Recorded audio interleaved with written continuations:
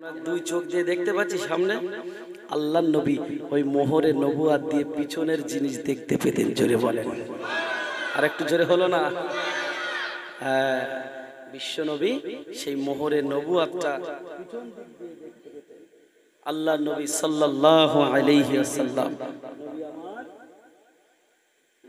নবী আমার পিছন দিক দিয়ে দেখতে পেতেন। তাই বলছে আপনার মোহরে নবুয়াতে যতদিন আমি চুমা না খাবো আমার অন্তরের মধ্যে কলিজার জ্বালা যন্ত্রণা নেববে না। ওই জন্য আমি আপনার সঙ্গে একটু বিয়াদবি করে ফেলেছি। ইয়া রাসূলুল্লাহ, ইয়া হাবিবাল্লাহ, আপনি আমার বিয়াদবি মাফ করে দিন। ও আমার ভাইজানা, আল্লাহ নবী সাল্লাল্লাহু আলাইহি ওয়াসাল্লাম, আল্লাহ নবী ওই সময় বলতে লাগে, ও বাবা সাহাবী, তুমি আমার সঙ্গে এমনটা কিসের জন্য করলে? আল্লাহ নবীকে বলতে লাগে, ইয়া রাসূলুল্লাহ, ইয়া হাবিবাল্লাহ, আমি আপনাকে চুমা খাবো বলে এই বেয়াদবিটা করেছি। আপনি আমার বেয়াদবি মাফ করে দিন, আপনি আমার বেয়াদবি ক্ষমা করে দিন। আপনাকে আমি মারার জন্য এটা করি না, আপনি আমার মাফ করে দিন। আপনার কদমে আমার আব্বা কুরবান হয়ে যাক, আপনার কদমে আমার আম্মা কুরবান হয়ে যাক, আপনার কদমে আমি কুরবান হয়ে যাব, কিন্তু কোনো দিনের জন্য আপনাকে মারব এমন কথা আমি ভাবতে পারি না, এমন কথা আমি ভাবতে পারি না। আপনি আমার বিয়াদবি ক্ষমা করে দিন। কত সুন্দর আদর্শ দেখুন। আর আমরা হক মেরে একদম পুরো শিয়ালদা হাবড়া করে ফেলে দিয়েছি, ফাঁকা করে দিয়েছি প্ল্যাটফর্ম। আর বিশ্বনবী দেখেছেন বিন্দু পরিমাণ হক নষ্ট করে না। মহব্বতে দরুদ আল্লাহুম্মা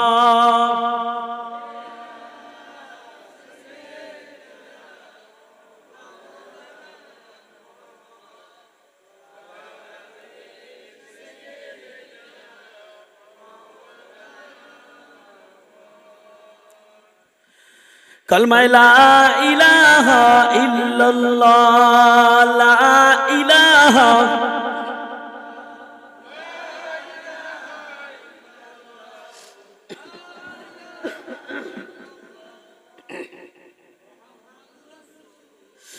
বিরাগে দিল পুড়ে সরখার যে আমার ইয়া রাসূলুল্লাহ, বিরাগে দিল পুড়ে সরখার যে আমার ইয়া রাসূলুল্লাহ, আমাকে দাও গো দিদার যে আমার ইয়া রাসূলুল্লাহ। জোরে বলেন সুবহানাল্লাহ। বিরাগে দিল পুড়ে সরখার যে আমার ইয়া রাসূলুল্লাহ, আমাকে দাও গো দেখা যে আমার ইয়া রাসূলুল্লাহ।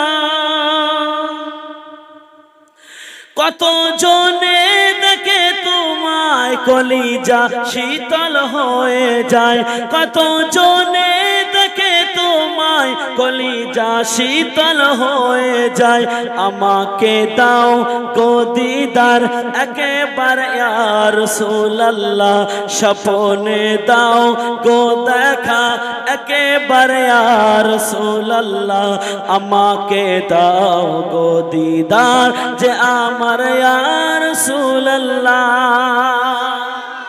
বিরাহে দিল পুড়ে সরখার যে আমার ইয়া রাসূলুল্লাহ, বিরাহে দিল পুড়ে সরখার যে আমার ইয়া রাসূলুল্লাহ, আমাকে দাও গো দিদার যে আমার ইয়া রাসূলুল্লাহ। শুধু একবার দেখিতে চাই জীবনে আর যে চাওয়া নাই, শুধু একবার দেখিতে চাই জীবনে আর যে চাওয়া নাই, তুমি এই অসহায়েরই সহায় ইয়া রাসূলুল্লাহ, তুমি এই অসহায়েরই সহায় ইয়া রাসূলুল্লাহ। আমাকে দাও গো দেখা যে আমার ইয়া রাসূলুল্লাহ, বিরহে দিল পুড়ে সরখার যে আমার ইয়া রাসূলুল্লাহ। আমাকে দাও গো দিদার যে আমার ইয়া রাসূলুল্লাহ। জোরে বলবেন না সুবহানাল্লাহ? আর একটু জোরে হলো না? জোরে বলেন সুবহানাল্লাহ। বিরহে দিল বিকারার জান, গোলামের জং ধরা এ প্রাণ। বিরহে দিল বিকারার জান, গোলামের জং ধরা এ প্রাণ। ওরাফানা লাকা যিকরাক তবু শান ইয়া রাসূলুল্লাহ। ওরাফানা লাকা যিকরাক তবু শান ইয়া রাসূলুল্লাহ। আমাকে দাও গো দেখা যে আমার ইয়া রাসূলুল্লাহ। মুলাকাতের সাবুকে নিয়ে মরি ধুকে ধুকে, মুলাকাতের সাবুকে নিয়ে মরি ধুকে ধুকে। তুমি যে শাফাআতকারী হাসরে ইয়া রাসূলুল্লাহ। আরেকটু জোরে বলেন। তুমি যে শাফাআতকারী হাসরে ইয়া রাসূলুল্লাহ। আমাকে দাও গো দেখা যে আমার ইয়া রাসূলুল্লাহ, বিরহে দিল পুড়ে সরখার যে আমার ইয়া রাসূলুল্লাহ। আমাকে দাও গো দেখা যে আমার ইয়া রাসূলুল্লাহ। আল্লাহুম্মা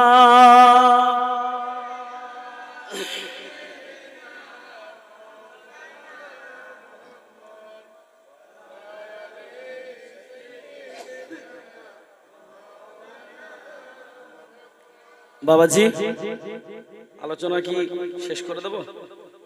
হ্যাঁ, একটু হবে কি গো? আপনারা কথা বলছেন না কেন? সকলে একসঙ্গে বলেন, নাহলে কি আমি করে দেবো। খিচুড়ি খেয়ে বাড়ি চলে যাবেন। কি করব? চলবে? কই দেখি কে কে চলবে, হাত উঁচু করেন। নারায়ে তাকবীর, নারায়ে তাকবীর, নারায়ে তাকবীর। আচ্ছা, কত নাম্বার পর্যন্ত হয়েছিল? 6, ঠিক। তো 7 নম্বরটা আপনাদেরকে এবারে বলি, আপনারা শোনেন। 7 নম্বর কারণ হলো অন্যের সম্পদ আত্মসাৎকারী। অন্যের সম্পদ, সম্পদ বোঝেন তো? ধন সম্পদ আত্মসাৎ করে যে, জোর জুলুম করে, ক্ষমতার জোরে মনে করেন আপনাকে আমি, আমার ক্ষমতা আছে, আপনার কাছ থেকে আমি জুলুম করে আপনার কাছ থেকে আমি সব সম্পদ লুটে নিলাম, মেরে ধরে সম্পদ লিখে নিলাম, চিটিংবাজি করে সম্পদ লিখে নিলাম। ওই ব্যক্তিটাও আল্লাহর রাসূল বলছে জান্নাতে যেতে পারবে না। ওই ব্যক্তিটারও ঠিকানা কোথায়? জাহান্নামে। ও আমার ভাই জানেরা, আল্লাহ নবী দিন দুনিয়ার বাদশাহ হাবিবুল্লাহ জনাবে মুহাম্মদ রাসূলুল্লাহ সাল্লাল্লাহু আলাইহি ওয়াসাল্লাম নবী আমার, আল্লাহ নবী 7 নম্বর কারণ বলে দিল যে অন্যের সম্পদ আত্মসাৎ করে ওই ব্যক্তিটা কোনোদিন আল্লাহর জান্নাতে যাবে না। সমাজের বুকে দেখা যায় যার ক্ষমতা জোর আছে ওই ব্যক্তিটা মানুষের সম্পদ আত্মসাৎ করে নেয়, ক্ষমতার জোরে ওই ব্যক্তিটা মানুষের সম্পদ ছিনিয়ে নেয়। ও মুসলমান, তুমি শুনে রেখে দাও, জেনে রেখে দাও, তুমি যে সম্পদ আত্মসাৎ করছো তোমার এমন একটা দিন আসবে তোমার 3.5 হাত কবরে যেতে হবে।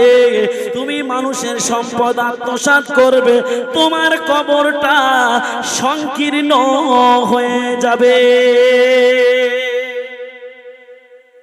তোমার কবর কি হবে? এই জোরে বলেন। বড় হয়ে যাবে নাকি ছোট হয়ে যাবে? সংকীর্ণ হয়ে যাবে। কত ওয়াজ করব বাপ। এই যে কবরের কথা বলছি, বলতে গিয়ে আরেকটা কথা মনে পড়ে গেল। সূরা মুলক আল্লাহ পাক কোরআনের মধ্যে দিয়েছে, যে কোরআনের মধ্যে আল্লাহ পাক সূরা মুলক দিয়েছে, এই সূরা মুলক আল্লাহ পাক এর এত ক্ষমতা দিয়েছেন, এত পাওয়ার দিয়েছেন, আপনারা যদি শুনেন আশ্চর্য হয়ে যাবেন, কি সর্বনাশ! এত ক্ষমতা সূরা মুলকে, আল্লাহ পাক এত পাওয়ার দিয়েছে। আপনাদেরকে যদি আমি অল্প টাইমের মধ্যে সূরা মুলকের বিষয়ে একটু আলোচনা রাখি, অসুবিধা হবে? বলবো। যদি আমল করেন তাহলে মনে রাখবেন আপনার কবরটা, হাসরটা, মিজানটা, পুলসিরাতটা সবকিছু আপনার জন্য কামিয়াব হয়ে যাবে। জোরে বলুন সুবহানাল্লাহ। তবে কিন্তু আপনার ওই সূরা মুলকটা আমল করতে হবে, না হলে আপনার কবরে কিন্তু আপনার বন্ধু বান্ধব, আত্মীয় স্বজন, স্বামী স্ত্রী, মা বাপ, ভাই বোন কেউ আপনার কবরে যাবে না। আপনি মারা যাবেন, যত দ্রুত সম্ভব মাটি দিয়ে ফেলবে, কিন্তু আপনার আর কবরটা খুঁড়ে কি আর কেউ দেখতে যাবে যে আমার বাপটা কি হালাতে আছে দেখি, আমার মা কি হালাতে আছে দেখি? এটা কি শরিয়াতে আছে? নাই তো। কেউ আজ পর্যন্ত দেখেছে? দেখেনি। আর যদিও দেখার চেষ্টা করে তার বহুত বড় ক্ষতি হবে। তাই সেই কবরে আমাদের প্রত্যেককে যেতে হবে। আমি আপনাদের শর্টে সূরা মুলকের বিষয়ে একটা আমল বলে দিচ্ছি। এই সূরা মুলকটা আমল করবেন, আমল করলে দেখবেন আপনার কবরটা জান্নাতের টুকরা হয়ে যাবে। বলুন সুবহানাল্লাহ। ও আমার ভাইজানেরা, ও সোনার মানিকেরা, কোন ব্যক্তি যদি সূরা মুলক আমল করে তার কতটা ফজিলত আছে দেখুন। ও আমার ভাইজানেরা, একজন যুবক পৃথিবীর জমিনে জীবিত থাকা অবস্থায় সূরা মুলক আমল করতেন, ওই যুবকটা মারা গেছে। ওই যুবককে কবরের মধ্যে রেখে আসা হলো। কবরের মধ্যে রেখে আসার পর ওই যুবকটা দেখতে পাচ্ছে তার কবরের ভিতরে বিষধর বিষধর সাপ মজুদ রয়েছে। মারা গেছে, কবরের মধ্যে বিষধর সাপ, একটা না দুটো না 70 খানা সাপ। এখন এই মজলিসের মধ্যে যদি একটা সাপ যদি এসে পড়ে, আমরা যাচ্ছে ওরে বাবারে মারে বলে পালাবো না? পালাবো না? সব উঠে পালাবো। কিন্তু কবরটা কত বড় জায়গা, কোথায় পালাবে? সাপ কটা? সাপ কটা? 70টা। তাহলে আপনি কোন দিকে পালাবেন? 70 খানা সাপ ওইটুকুনি কবরের ভিতরে। যুবক তো দেখে অবাক। এমন পরিস্থিতি যদি আমাদের কারোর জীবনে হয় তাহলে কেমন হবে বলেন? মনে করেন আপনার ছোট ঘরের মধ্যে বন্দি করে দেওয়া হলো, লোহার সিন্দুক বানিয়ে তার মধ্যে যদি 70 খানা সাপ দেওয়া হয়, আপনার অবস্থাটা কেমন হবে বলেন? পুরো আপনি মরার আগেই মরে যাবেন, যে কখন ফারিস্তা আজরাইল এসে আমার জাহান কবজ করবে তার আগে আমি ঘুচে যাই। আসার টাইম দেবে না, নিজে হাটফেল করে শেষ। ওই জন্য ওই সংকীর্ণ কবরে ওই সূরা মুলকটা যদি আমল করেন তাহলে আপনার জন্য উপকার। ও দেখতে পাওয়া গেল বাবা, ওই ব্যক্তিটার কবরের মধ্যে বিষধর বিষধর সাপ ফেনা উঁচু করে আছে, ওই যুবককে ছোবল মারবে। দেখতে পাওয়া গেল বাবা, ওই যুবকের কবরে শুধু সাপ নয়, ওই যুবকের কবরে বিষধর বিষধর বিছু আমার আল্লাহ দিয়ে দিয়েছে। ওই বিছুর এতটা বিষ, ওই বিচ্ছু যদি পৃথিবীর জমিনে কোনো মানুষের কামড়ায় 1 সেকেন্ডও বেঁচে থাকতে পারবে না, মুহূর্তের মধ্যে মারা যাবে। ও সোনার মানিকেরা, ওয়াজটা মধ্যে বোঝার চেষ্টা করুন। দেখতে পাওয়া গেল বাবা, শুধু সাপ নয়, শুধু বিছু নয়, আল্লাহ পাকের ফারিস্তারা তাকে মারবে বলে রেডি। তাকে মারবে বলে সাপ বিচ্ছু আল্লাহ পাকের ফারিস্তারা রেডি, তাকে মারবে। এমন দৃশ্য দেখে সেই যুবকটা এত কান্না কাঁদছেন, এত কান্না কাঁদছেন। ওই যুবকটা কাঁদতে কাঁদতে চোখটা বন্ধ করে নিল। চোখটা বন্ধ করে নিয়ে হঠাৎ করে যেন দেখতে পাচ্ছে তার বুকের উপরে যেন কি একটা হাঁটা চলা করছে, বিড় বিড় বিড় বিড় করে। যখন হাঁটা চলা করছে, স্বাভাবিক ভয় তো লাগবে যে আমার বুকের উপরে কি সাপ না বিছু উঠে গেল, ভয় লাগছে। এখন ওই যুবকটা চোখটা খুলে দেখলো, চোখটা খুলে দেখে তার বুকের উপরে একটা সবুজ রঙের পাখি হাঁটা চলা করছে। কি হাঁটছে? সবুজ রঙের পাখি। ও আমার ভাই জানেরা, ও সোনার মানিকেরা, দেখতে পাগল বাবা, ওই ব্যক্তিটা চোখটা খুলে দেখে তার বুকের উপরে সবুজ রঙের পাখি হাঁটা চলা করে।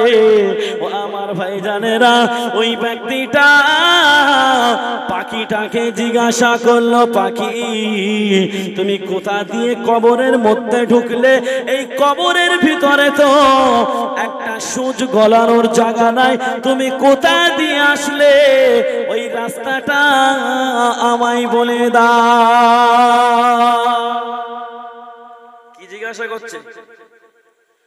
কি জিজ্ঞাসা করছে? যে তুমি কোথা দিয়ে আসলে, রাস্তাটা বলে দাও। মানে কি হবে? পালাবে। তা সেখান থেকে পালাতে পারবে? আমি আপনি পালাতে পারবো? আজ পর্যন্ত কেউ শুনেছেন যে কবর দিয়ে সেখান থেকে পালিয়ে বাড়ি এসছে? এমন হয়েছে? তাহলে ওই ব্যক্তিটা পাখিটাকে জিজ্ঞাসা করছে, কোথা দিয়ে আসলে? তুমি কে? আমার বুকের উপরে এসে হাঁটা চলা করছো, আমি তোমাকে জানতে চাই। ও আমার ভাইরা, ওই সময় ওই পাখিটা বলতে লাগে, যুবক, আমি অন্য কোনো পাখি নয়, আমি দুনিয়ার জমিনে কোনো গাছে চড়া পাখি না, আমি দুনিয়ার কোনো ফল খাওয়া পাখি না, আমি হলাম আল্লাহ পাকের কোরআন, আমার নাম হলো সুরাইমুল। আরেকটু জোরে বলেন। বলছে আমি আল্লাহর কোরআন, আমি সুরাইমুল। আল্লাহ পাক আমাকে পাখির আকৃতি বানিয়ে তোমার কবরে বিপদের দিনে আমার আল্লাহ পাক তোমার সাথী বানিয়ে দিয়েছে। জোরে বলেন। সুরাইমুলটা আমল করতে হবে, হবে না? হবে না? এই জোরে বলেন, করবেন তো? এবার অনেকের প্রশ্ন থাকতে পারে, হুজুর আমি তো কোরআন শরীফ জানি না, আমার এক পা কবরে আর এক পা ড্যাঙায়, কিন্তু আমি কোরআন জানি না, আমার অবস্থা কি হবে? হ্যাঁ, বলছে আমার অবস্থা কি হবে? আমি ওই চাচাকে বলছি, তোমার কোরআন জানতে হবে না। কোন বান্দা, কোন বান্দি যদি কোরআনটা নাও পড়তে পারে, নাও জানে যে আমি কোরআন পড়তে পারছি না, কোরআন পড়তে জানি না, একটা কথা আমি বলবো, আপনাদের মসজিদে ইমাম সাহেব আছে তো? ইমাম সাহেবকে গিয়ে কালকেই বলবেন সকালবেলা যে হুজুর এসে ওয়াজ করে গিয়েছে, সূরা মুলক আমল করলে কবরে সহযোগিতা করবে সূরা মুলক। ঠিক আছে? তা আপনার ইমাম সাহেবকে বলবেন যে আমি তো কোরআন পড়তে পারি না, আমার একটু সূরা মুলকটা একটু বার করে দাও। কি বার করে দাও? সূরা মুলকটা একটু বার করে দাও। ওই সূরা মুলকটা যখন বার করে দেবে, আপনি ওই চিহ্ন দিয়ে রাখবেন, রেখে প্রত্যেক দিন আপনি একবার করে ওই কোরআন শরীফের সূরা মুলকটা প্রত্যেক লাইনের নিচে আঙুল বুলিয়ে যাবে। আঙুল বুলিয়ে গেলে কি হবে? কি হবে? গুনাহ হবে? শুনেলেন? আমার ভাইজানেরা, ও সোনার মানিকেরা, কোন মুসলমান যদি উযু করে নিয়ে শরীরটা পাক করে নিয়ে ওই সূরা মুলক যদি কোন সূরা কোন কোরআনের মধ্যে যদি কোরআনটা খুলে কোরআনের প্রত্যেকটা লাইনের নিচে আঙুল বুলিয়ে যায়, একজন কোরআন শিখলো, শিখে যে কোরআন পড়ে যে সব হয়, ওই ব্যক্তিটা কোরআন না জানলেও কোরআনকে মহব্বত করে প্রত্যেকটা লাইনের নিচে আঙুল বুলিয়ে গেলে আমার আল্লাহ পাক ওই বান্দা বান্দির নামায় আমলে ওই পড়ার মতো সওয়াব আমার আল্লাহ দিয়ে দেয়। তাহলে করবেন তো বাবা? করবেন তো? আমলটা করবেন। দেখেন আমি আপনাদের যা ওয়াজ করছি আপনারা কিন্তু বলতে পারবেন না যে একটা উল্টো পাল্টা কথা হয়েছে এই পর্যন্ত। হ্যাঁ, ওই জন্য আমি আপনাদের বাঁচানোর যতক্ষণ ওয়াজ করছি আপনাদের আমি বাঁচানোর চেষ্টা করছি। কি করার? বাঁচানোর। কোথা থেকে? কোথা থেকে? আরে জাহান্নামের আগুন থেকে। কোথা থেকে? জাহান্নামের আগুন থেকে বাঁচানোর চেষ্টা করছি। ও আমার ভাইজানেরা, ওই যুবকটা যখন পাখিটাকে প্রশ্ন করলো, পাখি তুমি কে? প্রশ্ন করলো। পাখি বলল, আমি দুনিয়ার কোনো পাখি নয়, আমি গোলাম আল্লাহ পাকের কোরআন, আমার নাম হলো সূরা মুলক। আল্লাহ পাক আমাকে পাখির আকৃতি বানিয়ে দিয়েছে, আমি তোমার কবরে এসেছি। আজকের তুমি যাদের জন্য টাকা ইনকাম করেছো, নামাজ কাজা করেছো, যাদের জন্য নামাজ পড়লে না, আজ তোমার কবরে তারা কেউ নাই। তোমার আব্বা নাই, তোমার আম্মা নাই, তোমার বন্ধু বান্ধব কেউ নাই, তোমার স্ত্রীও নাই, তোমার কোনো সাথী কবরে নাই। এই যুবক, তুমি শুনে রেখে দাও, জেনে রেখে দাও, আমি গোলাম আল্লাহ পাকের কোরআন সূরা মুলক। আল্লাহ আমাকে পাখির আকৃতি বানিয়ে দিয়েছে, আমি পাখি বলছি, আমি আমার ডানাটা লম্বা করে দিলাম, তুমি আমার ডানার নিচে আরামে ঘুমিয়ে যা। বলছে তুমি আমার ডানার নিচে আরামে ঘুমিয়ে যাও, তোমার কোনো টেনশন করতে হবে না। ও আমার ভাইজানেরা, তবুও যুবকটা কাঁদতেছে। ওই সময় পাখি বলে, যুবক তুমি যে দেখতে পাচ্ছ ফারিস্তারা মারবে রেডি, তুমি যে দেখতে পাচ্ছ বিচ্ছু কামড় দেবে রেডি, তুমি যে দেখতে পাচ্ছ সাপে তোমার ছবল দেবে রেডি। এই যুবক তুমি শুনে রেখে দাও, জেনে রেখে দাও, তোমার এই সাপের চাইতেও, ওই বিচ্ছুর চাইতেও, ওই ফারিস্তার চাইতেও আমি আল্লাহ পাকের কোরআন, আমার পাওয়ার আরো ওদের চাইতেও বেশি। বলছে আমার পাওয়ার ওদের চাইতেও আরো বেশি।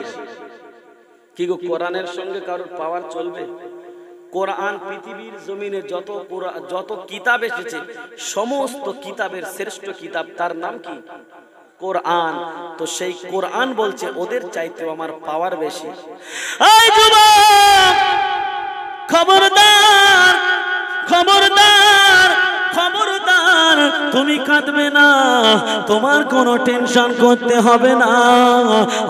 আমি আমার ডানাটা লম্বা করে দিলাম, তুমি আমার ডানার নিচে ঘুমিয়ে যাও।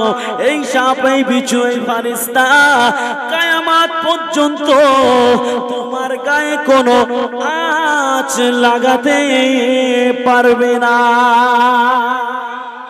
জোরে বলেন সুবহানাল্লাহ। না নাই থাকবে, না নাই থাকবে। তাহলে ওই সূরা মুলকটা আমাদের কি করতে হবে? আমল করতে হবে। বলছে কিয়ামত পর্যন্ত কেউ তোমার গায়ে আঁচ লাগাতে পারবে না, তুমি কোনো টেনশন করো না।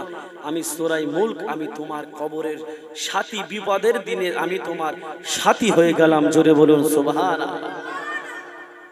যদি কোনো মানুষকে কবর থেকে সে কিয়ামতের ময়দানেতে আল্লাহ সকলের তুলবে, তুলবে না? তুলবে না? তুলবে তো।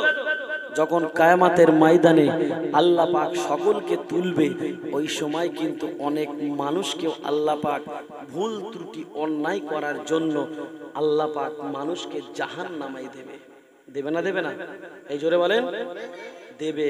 কিন্তু আপনি যদি এই সূরা মুলকটা আমল করে যেতে পারেন, মৃত্যুর আগ পর্যন্ত আপনার কি ফ্যাসিলিটি থাকবে একটু শুনি দেখে। ও আমার ভাইজানেরা, দেখতে পাওয়া গেল বাবা, কিয়ামতের ময়দানে কোন বান্দা যদি জাহান্নামী হয়ে যায়, আর ওই বান্দাটা যদি পৃথিবীর জমিনে জীবিত থাকা অবস্থায় যদি কোরআনের মধ্য থেকে সূরা মুলক আমল করতে পারে, ওই বান্দাটার যদি আল্লাহ জাহান্নামী করে দেয়, ওই জাহান্নামের দরওয়াজার কাছে সূরা মুলক দাঁড়িয়ে যাবে। কোথায় দাঁড়াবে? জোরে বলেন। জাহান্নামায় মনে করেন কোন মানুষের আল্লাহ পাক বলে যা তোর ঠিকানা জাহান্নাম, তুই এই করেছিস ওই করেছিস সেই করেছিস, জাহান্নামায় যা। আল্লাহ বলল যা তুই জাহান্নামায় যা। এখন ওই ব্যক্তিটা যখন জাহান্নামায় যাবে, সূরা মুলক তার সেই জাহান্নামার গেটের সামনে, দরওয়াজার সামনে গিয়ে দাঁড়িয়ে যাবে। জাহান্নামার দরওয়াজার কাছে গিয়ে দাঁড়িয়ে যাবে। যখন জাহান্নামার দরওয়াজার কাছে গিয়ে দাঁড়িয়ে যাবে, দেখতে পাওয়া যাবে বাবা ওই সূরা মুলকটা দাঁড়িয়ে গিয়ে বলবে, এই যুবক তুমি দাঁড়াও।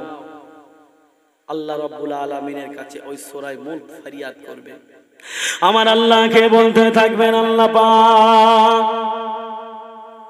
ও রব্বুল আলামিন, আল্লাহ পাক, আল্লাহ তাআলা আমি আপনার কাছে দরখাস্ত করলাম আল্লাহ, আপনার কাছে আমি আরজু করলাম আল্লাহ। আল্লাহ পাক আমি হলাম সূরা মুলক, আল্লাহ আমি হলাম আপনার কোরআন। আল্লাহ পাক কোরআন তো আপনার বাণী, আমি আপনার কোরআন বলছি।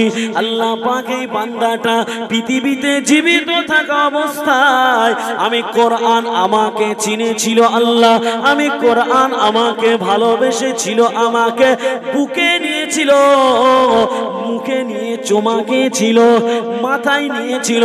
কোরআন না পড়তে জানলেও এই ব্যক্তিটা আমি কোরআন আমার ভালোবেসেছে। আল্লাহ পাক আমার ভালোবাসার কারণে এই ব্যক্তিকে আল্লাহ আপনি জাহান্নামায় দেবেন না। আল্লাহ রাব্বুল আলামিনের কাছে এমন করে একের পর এক কাকুতি মিনতি করবে। আমার আল্লাহ পাক সূরা মুলকের কোন দরখাস্তয় রাজি হবে না। আল্লাহকে বলবেন, আল্লাহ পাক যতক্ষণ পর্যন্ত আপনি আমার আরজু আপনি কবুল না করবেন, আমার দরখাস্ত আপনি কবুল না করবেন, আমি সূরা মুলক আপনার সঙ্গে কাকুতি মিনতি করা আমি বন্ধ করব না। বলুন সুবহানাল্লাহ। ও আমার ভাইজানেরা, দেখতে পাগল বাবা ওই সূরা মুলক আল্লাহ রাব্বুল আলামিনকে বলবেন, আল্লাহ পাক আপনি যতক্ষণ পর্যন্ত এই বান্দাকে আপনার জান্নাতে না দেবে, ততক্ষণ পর্যন্ত আমি এই জাহান্নামের দরওয়াজা থেকে আমি সূরা মুলক সরব না। তাহলে সূরা মুলক কাকুতি মিনতি করছি কার জন্য? যে আমল করেছে তার জন্য, যে কোরআনকে চিনেছে তার জন্য। যে কোরআন চেনেনি তার জন্য কি সুপারিশ করবে? কোরআন করবে? করবে না। এইবারে ওই সূরা মুলক যখন ওই ব্যক্তিটার জন্য কাকুতি মিনতি করছে, দেখতে পাওয়া গেল বাবা কাকুতি মিনতি যখন করছে, দেখতে পাওয়া গেল সূরা মুলক একবার নয় দুবার নয়, বেশ অনেকবার আল্লাহকে কাকুতি মিনতি করার কারণে অবশেষে আমার আল্লাহ পাক সূরা মুলকের ফরিয়াদটা আমার আল্লাহ কবুল করে নিল। জোরে বলুন। ও আমার ভাইজানেরা, দেখতে পাওয়া গেল বাবা ওই সূরা মুলক আল্লাহ রাব্বুল আলামিনকে এমন করে কাকুতি মিনতি করার কারণে অবশেষে আমার আল্লাহ পাক সূরা মুলকের কাকুতি মিনতিকে আমার আল্লাহ পাক কবুল করে নিয়েছিল। বলুন সুবহানাল্লাহ। ওই ব্যক্তিটাকে আমার আল্লাহ পাক জাহান্নামের আগুন থেকে বাঁচিয়ে ওই ব্যক্তিকে আমার আল্লাহ পাক রহমতের দয়ার জান্নাত, সেই জান্নাত দিয়ে দিল। জান্নাতে যেতে গেলে একটা পুলসিরাতের রাস্তা পড়ে, ওই পুলসিরাতের রাস্তাটা যতক্ষণ পার না হয়েছে, যাহা জান্নাতের মধ্যে যতক্ষণ ওই ব্যক্তি না ঢুকেছে, সূরা মুলক তার পিছন ছাড়েনি। যাহা জান্নাতের মধ্যে যতক্ষণ না প্রবেশ করেছে, সূরা মুলক তার পিছু ছাড়েনি। যা জান্নাতের মধ্যে ঢুকিয়ে সূরা মুলক তখন ক্ষান্ত হলো। বলুন সুবহানাল্লাহ। যতক্ষণ পর্যন্ত ওই ব্যক্তিটা জান্নাতে না গিয়েছে, সূরা মুলক নিজের দায়িত্ব পালন করেছে। এই ব্যক্তি দুনিয়ার জমিনে আমাকে চিনেছিল, ওই জন্য আমিও এর জান্নাতে পৌঁছানো পর্যন্ত আমিও এর ছাড়বো না, আমি ওর চিনে রেখে দিলাম। ওই সূরা মুলকের কাকুতি মিনতিতে জাহান্নামায় যাওয়া ব্যক্তি, সেই ব্যক্তিকে আল্লাহ জান্নাত নসিব করলো, বলুন সুবহানাল্লাহ। সুতরাং এই কোরআনকে আমাদের চিনতে হবে না, হবে না? এই জোরে বলেন, জোরে বলেন। কোরআনকে চিনতে হবে। যে নবীর জন্য আজকে আমরা এখানে বসেছি, সেই নবীকে চিনতে হবে। আর যদি নবীকে আমরা না চিনি, তাহলে নবীও আমাদের চিনতে পারবে না। নবী আমাদেরকে নিঃস্বার্থে ভালোবেসেছে। কি স্বার্থে? নিঃস্বার্থে, কোনো স্বার্থ নাই। আপনি আপনার সন্তানকে মানুষ করবেন, ওতে কোনো স্বার্থ থাকবে না। নিঃস্বার্থে সন্তানকে ভালোবাসে মা বাপ, ঠিক তেমনই নবীও আমাদেরকে নিঃস্বার্থে ভালোবেসেছেন। যদি বলেন কেমন? কাল কিয়ামতের ময়দানে রাসূলুল্লাহ সাল্লাল্লাহু আলাইহি ওয়াসাল্লাম এই সূরা মুলক যেমন কাকুতি মিনতি করেছেন, আল্লাহর নবী কিয়ামতের ময়দানে আমাদের জন্য পাগল হয়ে যাবে। কেমন করে? ও আমার ভাইজানেরা, ও সোনার মানিকেরা, নবী আমার দিন ও দুনিয়ার বাদশা হাবিবুল্লাহ জনাবে মুহাম্মদ রাসূলুল্লাহ সাল্লাল্লাহু আলাইহি ওয়াসাল্লাম কাল কিয়ামতের দিন আমাদের জিকির থাকবে মুখ দিয়ে, ইয়া নাফসি ইয়া নাফসি ইয়া নাফসি, আমার উপায় হবে কি, আমার উপায় হবে কি। কিন্তু বিশ্ব নবী আমার ইয়া নাফসি বলবে না। কাল কিয়ামতের দিনে বিশ্ব নবী আমার বলবেন ইয়া রাব্বি হাবলি উম্মতি। কি বলবে? ইয়া রাব্বি হাবলি উম্মতি। আল্লাহ পাক আমার উম্মতদের উপায় হবে কি? আর আমি আপনি কি বলবো? আমার উপায় হবে কি, আমার উপায় হবে কি। তাই সেই নবী কিয়ামতের ময়দানে একবার চলে যাবে জাহান্নামের দরওয়াজার কাছে, একবার চলে যাবে পুলসিরাতের রাস্তার কাছে, একবার চলে যাবে মিজানের পাল্লার কাছে, একবার চলে যাবে হাউজে কাউসারের পানির কাছে। কেন যাবে? কেন যাবে? কেন যাবে শুনেলেন? ও আমার ভাইজানেরা, ও সোনার মানিকেরা, আল্লাহ নবী কাল কিয়ামতের ময়দানে একবার চলে যাবে জাহান্নামের দরওয়াজার কাছে। নবী আমার চলে যাবে, আল্লাহ নবী পুলসিরাতের রাস্তার কাছে, আল্লাহ নবী চলে যাবে যে পাল্লায় নেকি ওজন করা হয় ওই মিজানের পাল্লার কাছে। আল্লাহ নবী আমার চলে যাবে, আল্লাহ নবী চলে যাবে হাউজে কাউসারের কাছে। জাহান্নামের দরওয়াজায় কেন যাবে? আল্লাহ নবী দেখবে যদি কোনো আমার উম্মত উম্মতি জাহান্নামায় চলে যায়, আমি রাসূলুল্লাহ সুপারিশ করে করে আমি তাদের জন্য আমার আল্লাহর রহমতের দ্বার জান্নাত করে দেব, বলুন সুবহানাল্লাহ। ও আমার ভাইজানেরা, আল্লাহ নবী সাল্লাল্লাহু আলাইহি ওয়াসাল্লাম আবার চলে যাবে মিজানের পাল্লার কাছে। যদি কোনো বান্দা বান্দির গুনার পাল্লাটা ভারী হয়ে যায় আর নেকির পাল্লাটা হালকা হয়ে যায়, আল্লাহ নবী ওই নেকির পাল্লাটা আল্লাহ নবীর শাহাদাত আঙুলখানা চাপানোর সঙ্গে সঙ্গে গুনার পাল্লাটা হালকা হয়ে নেকির পাল্লাটা ভারী হয়ে যাবে। ও আমার ভাইজানেরা, আল্লাহর নবী দিন দুনিয়ার বাদশা হাবিবুল্লাহ জনাবে মুহাম্মদ রাসূলুল্লাহ সাল্লাল্লাহু আলাইহি ওয়াসাল্লাম নবী আমার আবার চলে যাবে আল্লাহ নবী হাউজে কাউসারের কাছে। আল্লাহ নবী হাউজে কাউসারের কাছে কেন যাবে? যদি বান্দা বান্দির কিয়ামতের ময়দানে বান্দা বান্দির পানির পিপাসায় জিহ্বাটা বেরিয়ে নবী স্থল পর্যন্ত চলে আসবে, কাল কিয়ামতের দিনে বিশ্ব নবী আমার হাউজে কাউসারের পানি নিয়ে আমাদের পানি পান করানোর জন্য হাউজে কাউসারের কাছে দাঁড়িয়ে যাবে, বলুন সুবহানাল্লাহ। ও আমার ভাইজানেরা, আল্লাহর নবী দিন দুনিয়ার বাদশা হাবিবুল্লাহ জনাবে মুহাম্মদ রাসূলুল্লাহকে সাল্লাল্লাহু আলাইহি ওয়াসাল্লাম আবার চলে যাবে পুলসিরাতের রাস্তার ধারে, যে পুলসিরাতের রাস্তাটা চুলের থেকে সরু আর খুরের থেকে ধার। ওই সরু রাস্তাটা বান্দা যখন পার হতে পারবে না, আল্লাহ নবী ওই পুলসিরাতের রাস্তাটা পার করার জন্য নবী মুহাম্মদ সহযোগিতা করে দেবে। আল্লাহর নবী পুলসিরাতের রাস্তাটা পার হওয়ার জন্য সহযোগিতা করে দেবে। বাবাজি, বক্তৃতা লম্বা করছি না, 7 নম্বর পর্যন্ত হয়েছে, এই পর্যন্ত থাক। আল্লাহ পাক যদি আবার কখনো হাজির করাই তখন ইনশাআল্লাহ আলোচনা হবে। আর সব থেকে বড় কথা হচ্ছে গলা ভেঙে গিয়েছে, এই ভাঙা গলায় আর কি ওয়াজ করব আপনাদের বলেন। যাই হোক, চেষ্টা করেছি আমি সাধ্য মতো যে আপনাদের যাতে ভালো লাগে সেই চেষ্টাটা করেছি। শুধু ভালো লাগাটা না, তো আল্লাহ আল্লাহ রসুলকে খুশি করতে হবে। কেননা মানুষের ভালো লাগা করে সে ওয়াজের কোনো মূল্য হবে না। যা করতে হবে লিল্লাহিয়াতের জন্য। কার জন্য? আল্লাহর জন্য, রসুলের জন্য। রসুলের জন্য, আল্লাহর জন্য করলে সেটাই কামিয়াব। সকলেই উঠে দাঁড়িয়ে যান।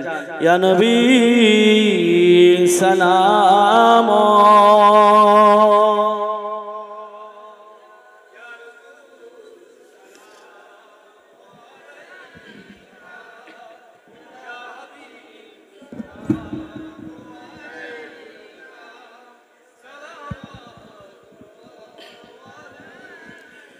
طلع البدر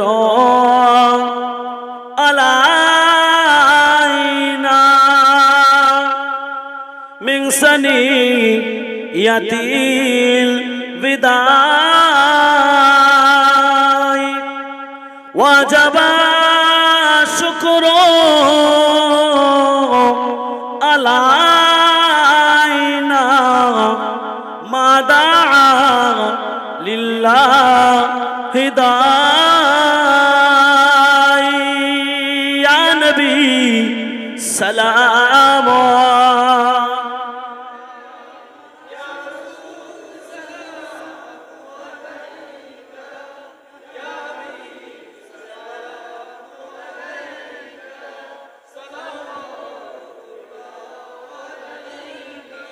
কঠিন হাসরের দিনে কি আছে মোদের কপালে, গুনাহগার উম্মতি বলে লইবেন আপন করে।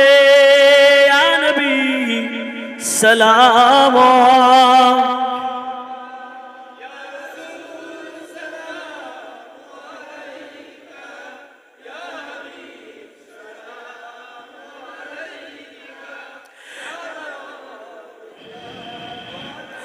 নবীজি বিদায় হয়ে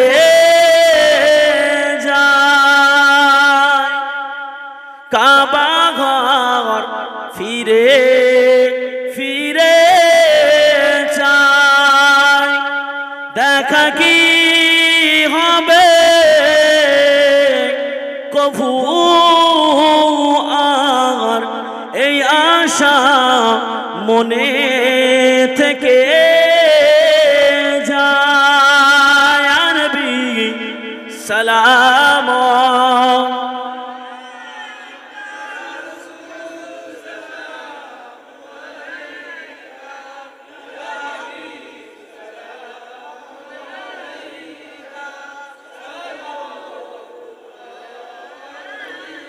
সকলে বসে পড়েন।